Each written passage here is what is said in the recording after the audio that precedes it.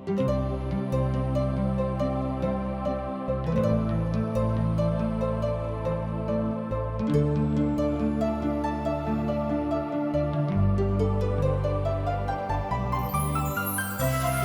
जिंदगी हमके एक के बार मिलेला। जिंदगी बहुते अनमोल हवे। अगर ए जिंदगी के जैसन जिए के चाही वैसे ही नहीं जियत तो जिंदगी नीरस हो जाई।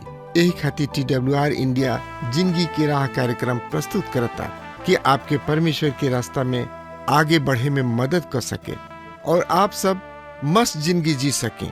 कृपा करके देखी सुनी जो से परमेश्वर आपकी जिंदगी का रास्ता बतावे वाला ठहरस।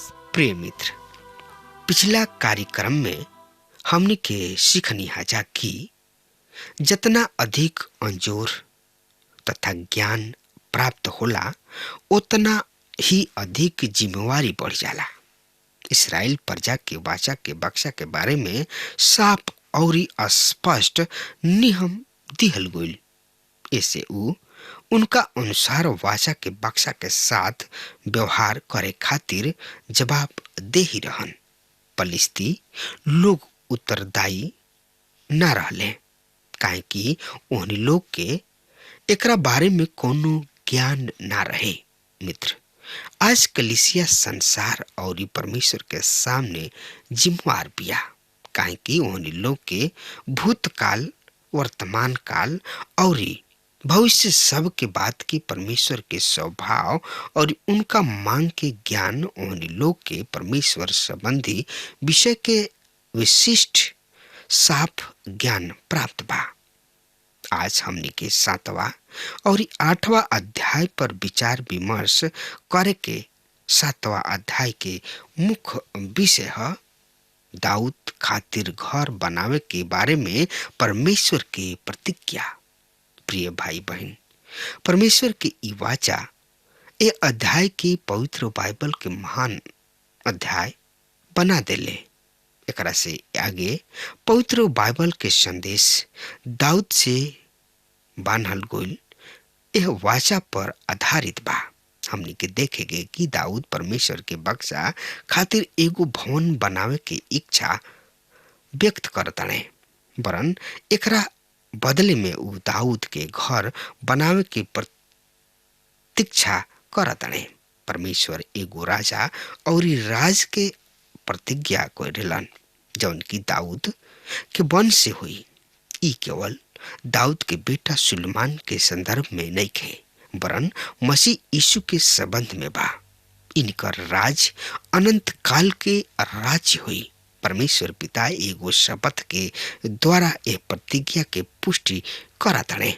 देखी, परमेश्वर के भवन बनावे में दाऊद की इच्छा यानी कि मर्जी। तो एकरा बारे में जानकारी खातिर वह हमरा संगे आपन पवित्र शास्त्र बाइबल निकाल ली।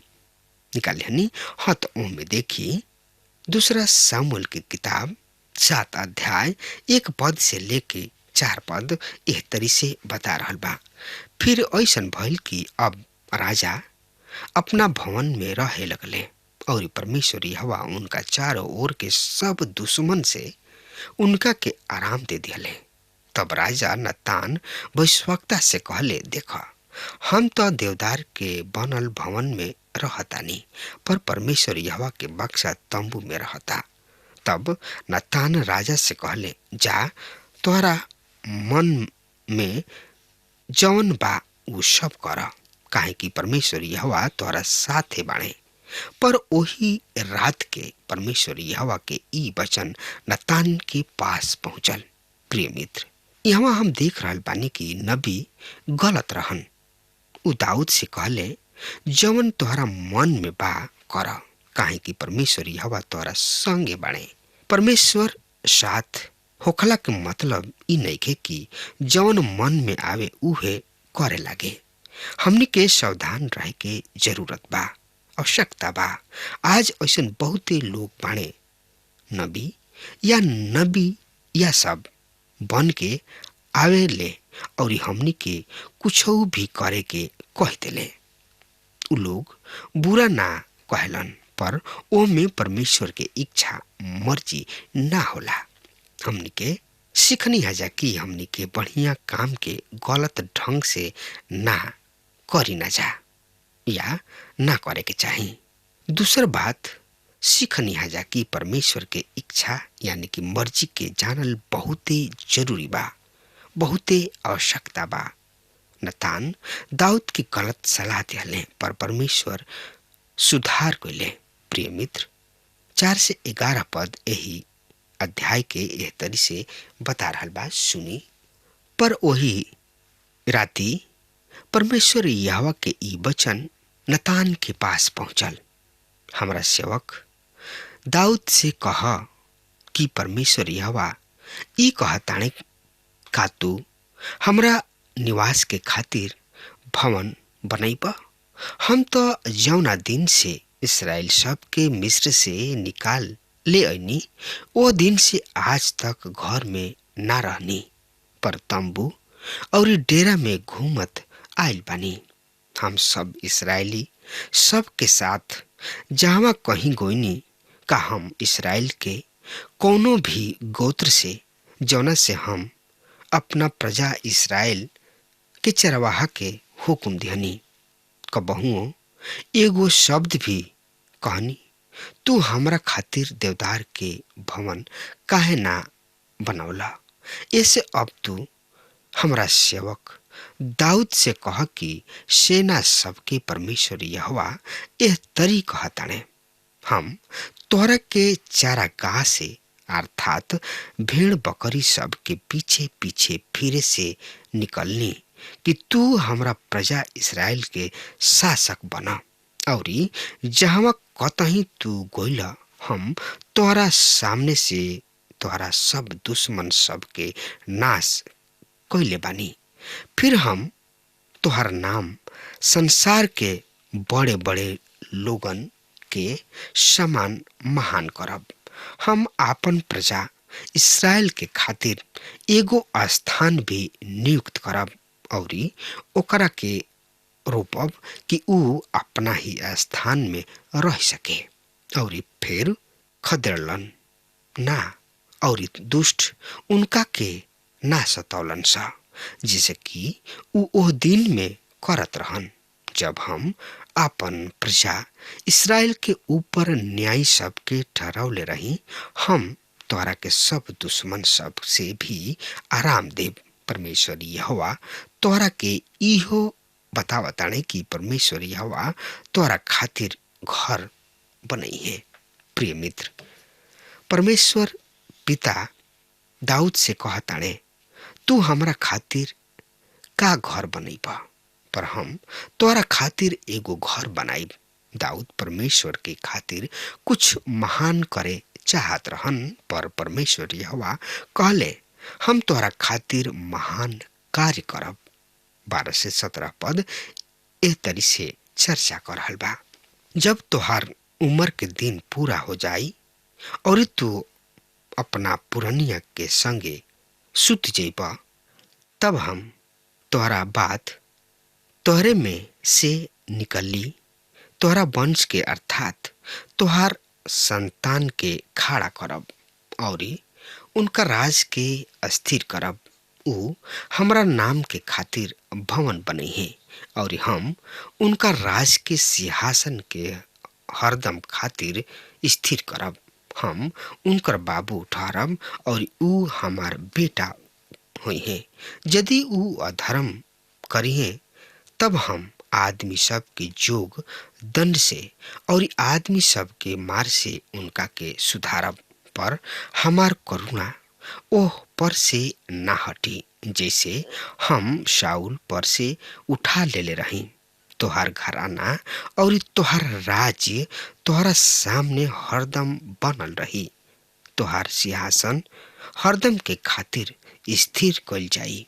नतान इस सब वचन के तथा इस सब दर्शन के अनुसार दाऊद से बात कइले। प्रिय मित्र, यदि रउआ परमेश्वर के करुणा के बारे में कबहुओ धन्यवाद देले होखब, तो रउआ शाऊल के जिंदगी पर तन किसा ध्यान दी, यानी कि ध्यान करी, जौना पर से परमेश्वर आपन करुणा दृष्टि उठा ले रहन। कैसन भयानक जिंदगी हो गई रहे उनकर। उ शैतान बन गई रहन। उनका में परमेश्वर की ओर से एगो दुष्ट आत्मा घुस गई रहे। उ कोनो बढ़िया और उचित कार्य ना कर सकत रहन। उ प्रभु परमेश्वर के आज्ञा ना मान सकत रहन और उनकर मौत बड़ा ही शर्मनाक दशा में भइल। प्रिय मित्र, हमार खास तौर से यह दुआ प्रार्थना बा प्रभु जी से कि कबहू आदमी पर से आपन करुणा ना हटावस। 18 और 19 पद देखी अपना पवित्र शास्त्र बाइबल में।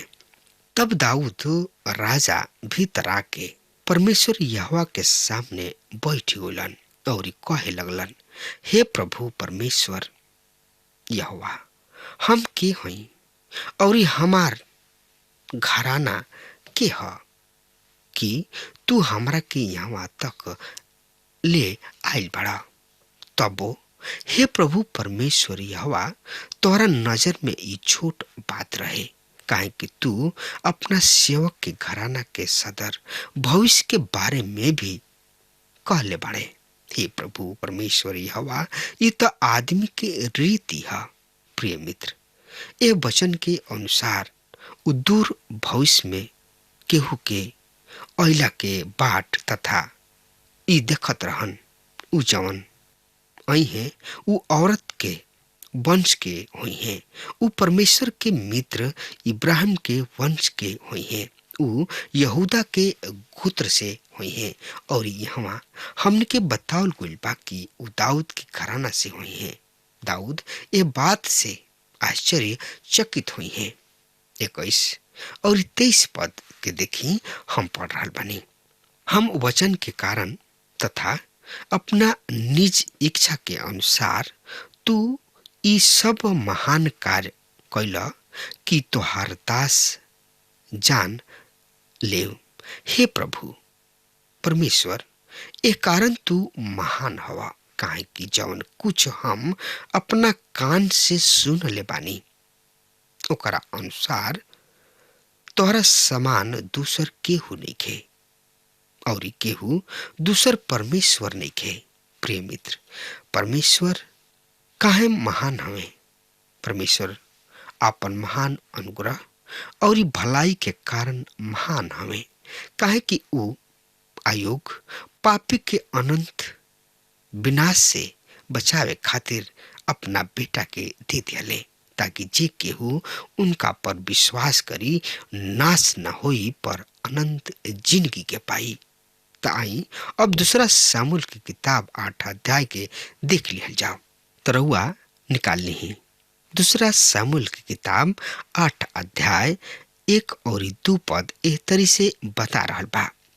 एकरा बाद ऐसन भइल कि दाऊद फलिस्तीनी सब के हरा के अपना अधीन कर लिहले और राजधानी के बागडोर फलिस्तीनी सब के हाथ से अपना हाथ में ले लिहले। फिर उ मोआब के हरा दिहले और ओकरा के जमीनी पर सुता के डोरी से नपले। उ 2 डोरी मार डाले नपले और एगो मोआबी लोग दाऊद के दास बन गइलन और उनका के कर देवे लगले। प्रिय मित्र, यह तरी दाऊद अपना राजा के दृढ़ कइलन। यही अध्याय के 3 और 4 पद एह तरी से बखान कर रहल बा एकरा बारे में। जब शोबा के राजा रहोब के बेटा हददेज फरात नदी पर अपन राज्य फिर स्थापित करे खातिर गोइलन, तब दाऊद ओकरा के हरा दिहलन और दाऊद ओकर 1700 घोड़सवार तथा 20,000 पैदल सिपाही छीन लिहले और रथ वाला घोड़ा के सूम के नस कटवा दिहलन। पर ओनी में से अपना 100 रथ के खातिर घोड़ा सब सुरक्षित रख लिहले। प्रिय मित्र, व्यवस्था विवरण के किताब में परमेश्वर इसराइल प्रजा के ई आज्ञा देले और एकरा बारे में नियम बनौले कि ऊ घोड़ा और औरत सब के संख्या ना बढ़ावे। पर एकरा उल्टा दाऊद बहुते मेहरारू कइलन और कुछ घोड़ा भी सुरक्षित राख लियाले। पर राजा सुलेमान तो अपना बाबू के बहुते पीछे छोड़ दिहले। ए आज्ञा उल्लंघन के परिणाम हमने के अपना अध्ययन काल में देखे के। अगला आवे वाला पद में हमने के दमिश्क के आरामी सेना सब पर राजा दाऊद के बारे में पढ़ी न जा। 13 और 14 पद एह तरी से यह अध्याय के बखान कर रहल बा। सुनी, जब दाऊद नाम के घाटी में 18,000 आरामी पुरुष मार के लौटले तो उनकर बड़ा नाम हो गई। ऊ एदोम में चौकी बैठा दिहले और सब एदोमी दाऊद दास हो गइलन। और दाऊद जहाँ कहीं गोइलन परमेश्वर यहोवा उनकर सहायता कोले। प्रिय मित्र, ये तरी दाऊद चारों ओर अपन राज विस्तार कोइलन। दूसरा शब्द में कहल जाए कि उत्तर दिशा के ओर अपना राज के विस्तार कोइलन। पश्चिम दिशा में वो राज के विस्तार काहे ना कोइलन। रउआ मानचित्र देख के हमरा के एकर जवाब बताई। 15 पद एह तरी से बता रहल बा। सुनी ध्यान से। दाऊद संपूर्ण इसराइल पर राज करे लगले। दाऊद तो सब लोग के खातिर न्याय और धार्मिकता के काम करत रहन। प्रिय मित्र, दाऊद धार्मिकता तथा न्याय के खातिर भी प्रसिद्ध हो गइलन। ऊ धार्मिकता से न्याय करत रहन। प्रिय मित्र, ई परमेश्वरीय गुण है। आज संसार एगो ऐसन राजा के इंतजार कर रहल बा जौन की धार्मिकता और सच्चाई से यह पृथ्वी पर राज करी है। पवित्र शास्त्र बाइबल बतावेले कि ऊ बहुते जल्दी आवे वाला बने। ई उहे हमें जौन की पापी सब के खातिर आपन प्राण दे दिले और उन्हीं लोग के रक्षा के खातिर और दुष्टन के न्याय करे खातिर तीसर का दिन मृतक में से जिंदा भगले। प्रिय मित्र, आज संसार गुमराह बिया कि कौन राजा आई है और के हमरा के ए जाल से, ए कष्ट से, ए दुख से और ए उद्धार के राह के दिखाई। प्रिय मित्र, रुआ कतहीं जाए के नहीं के। उधार सिर्फ एक ही आदमी दे सकता। जानतनी ऊ के ह? ऊ हमें प्रभु यीशु मसीह। पवित्र शास्त्र बाइबल बड़ा साफ शब्द में बतावले, मार्ग, सत्य और जिंदगी हम ही हई। हमारा बिना केहू पिता के पास नहीं के पहुंच सकत। प्रिय मित्र, प्रभु यीशु मसीह ही राह हमें, सत्य और जिंदगी हमें। बिना उनका के रउआ स्वर्ग में नहीं खिजा सकत। ऐसे रउआ कतहीं जाए की आवश्यकता नहीं के, जरूरत नहीं के। काहे कि प्रभु स्वर्ग के दरवाजा हमें और उहे रउआ और हमरा के स्वर्ग में भेज सकताड़न। लेकिन कैसे हमनी के वह द्वार में प्रवेश कर सकब जा? जानतनी, बढ़िया बढ़िया काम कैला से नहीं, बढ़िया बढ़िया दान दिहला से ना, लेकिन जब तक प्रभु यीशु मसीह पर हमनी के विश्वास ना करब जा, तब तक हमनी के ओह स्वर्ग में नहीं खिजा प्रवेश कर सकत। मुक्ति उहे हमें, उद्धार उहे हमें, मोक्ष उहे हमें।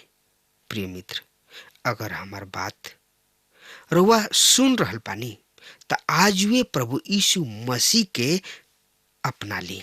आज वे प्रभु यीशु मसीह के चरण में आई और शांति के राजकुमार प्रभु यीशु मसीह के उद्धारकर्ता के रूप में स्वीकार करी, तब राउर कल्याण बा। नहीं तो फिर दोष मत देव कि लोग हमरा के ना बतौले हाँ, लेकिन हम रउआ के इहे बतावे चाहतानी कि रउआ गुमराह मत हो कि प्रभु यीशु मसीह के चरण में आई पूरा मन, पूरा तन, मन, धन से, काहे कि उहे मार्ग, सत्य और जिंदगी हमें। प्रिय मित्र, अब हमार समय खत्म हो रहा बा, तब तक खातिर रउआ हमरा के आज्ञा दही। परमेश्वर रउआ के बहुते बहुते आशीष देस। आमीन। हमके विश्वास बा कि ई कार्यक्रम आप सब खातिर फायदेमंद सिद्ध भइल हुई। हम चाहतनी कि आप सब आपन आपन आशीष हमरों से बांटी। अगर आप सबके लगे बाइबल से चाहे आपकी निजी जिंदगी से क्यों सवाल होके, चाहे क्यों समस्या खातिर प्रार्थना करावे चाहतनी, तो हमारी फोन नंबर पर जरूर संपर्क करें। परमेश्वर आप सबके बहुत आशीष प्रदान करें और आज का दिन आप खातिर सुखद बनावे।